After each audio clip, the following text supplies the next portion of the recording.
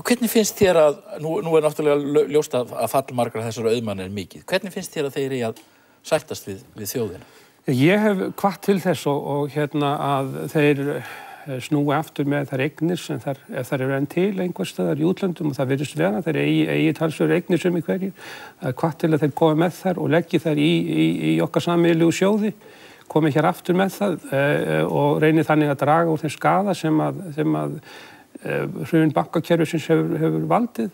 Ég hef auðvitað finna vissan hátt til með þessum mönnum vegna þess að staða þeirra hefur auðvitað gerbreyst og þetta er sársaukafullt fyrir þá líka sem einstaklinga. En þeir eru ennþá að manipúlera gegnum fjölmiðlana. Já, það er alveg ljóst. Þeir eignuðust fjölmiðlana og þeir eru ekki búin að sleppa tækina þeim, en það er svo augljóst í sumum fjölmiðlum. En það er mjög skrítin og staða og sem veldur mjög miklum áhyggjum. Hver er staða íslenska fjölmiðla í dag?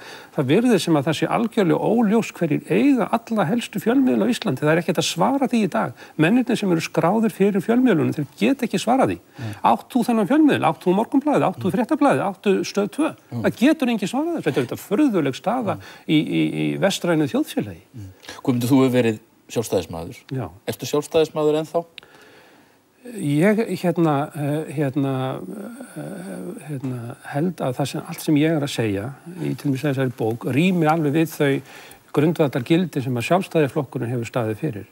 En það er ekki þar með sagt að ég sé sáttur við allt sem að Sjálfstæðisflokkurinn hefur að gera á síðustu árum eða ber ábyrgð á, alls ekki, og ég held að Sjálfstæðisflokkurinn eftir 17 ára samfelldan feril, hann standi nú aldeilis frammi fyrir því að uppgjöri á sinni sögu og sínu verkum og það er eitt af því sem flokkurinn verður að hugsa hvað fór úrskeiðis.